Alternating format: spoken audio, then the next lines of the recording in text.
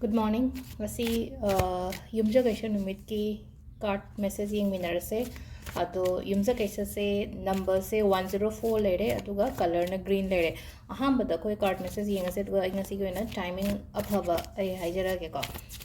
Ado questions khatang hangpa yawe ko. Haidi amamam di loin response pi roi ge adum haira age ko. Akhoi gi mamang gi da shengau sem gi bodo diwali gi ko. Ado do pot khara amadi lawthokadamne khara amadum leishanoba khara ama leibado kaino tawba sengaudi loina sinbiyo ko ahan badum shillo sengaudi machang khatang leibiro aduga aduda yawo pot khara amadi dum use tawba yai amuka hapchan basu yai ko aduga amana langthokadaba discard tawbu kai tawadam isingumba thadabiyo ko akoigi karam karama pot no haibado ai hierarchy ge hadi watlina ji matam leibanina dum ai hierarchy ko nangnaba dum loi haijarake ado kaino do confuse pi gano hadi sengau pot map do langthoka langthoi ko khara langthok pa haga de khalo thoki ba ya ba khalo thoni ko aduga hapchen ba ya ba aduga hani ki leidi ba pot to amuk cham thoga sina ba su yani ko ado ai matam leiding edu hapake adugi pot ma de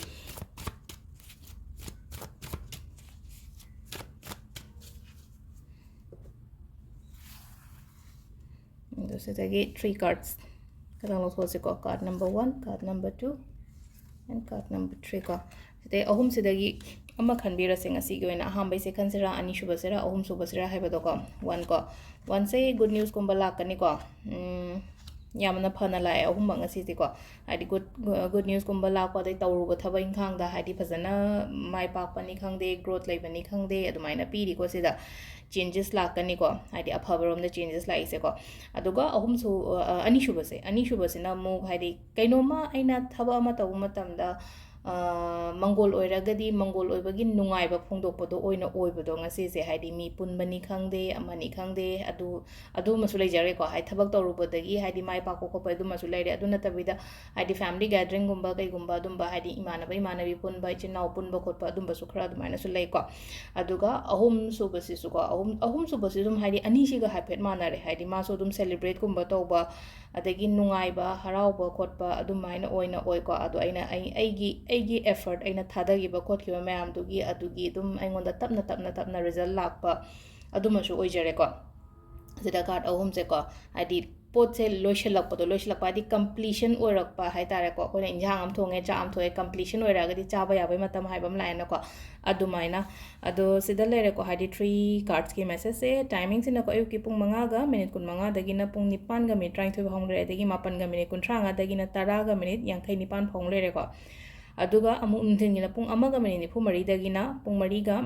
mari makhai phom le ko aduga taruka minute tare tagina pung taraga minute yang khai nipan phom le dagi pung ani ga minute 30 deina pung ahum ga nongalam dagi ni ko sisina pung ani ga minute 30 deina pung ahum ga minute kun nifu mapan phom le ko sisina ko ngasi gi wena apaba timing adu 11 portal gi ko aina ngarang budi hyped video sem re ko marak tai sem ba ngam dong man re na 11 se aduga akhoi gi ko diwali se thasi ni na ko thasi no mite do haidi manifestations me amam su to bo yari ko ai loina mak adu do diwali no mite to da ba live khoram ba ko paduna side am da le gre ko aduga manifestation gum ba to bo ko ba khwai da gi keno to ba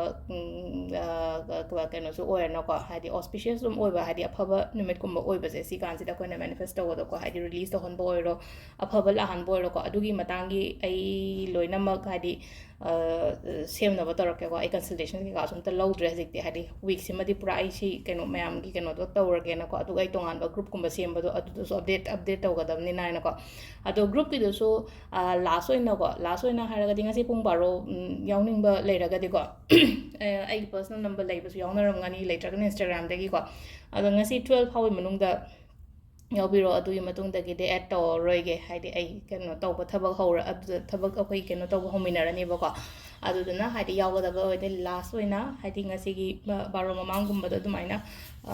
keno tawbiro contact tawbiro ko message kumba thabiro haidi calling gumba tawbase paikhatwa pharak taba yaw ko aduna haidi ngarang call yam la call lam la ko dum ta paiba ngamdreba aduduna message thara agati at least message to nga pungam le halakpani khangde horen ngale ro thekra thengna bo halakpani khangde adumaina di halakani adu haidi kenoma hangning ma tam do ko message hana thabiro haidi back to back call gumba tawbase khatang pharak tai ko aduna ne waro bi gono mem haidi phone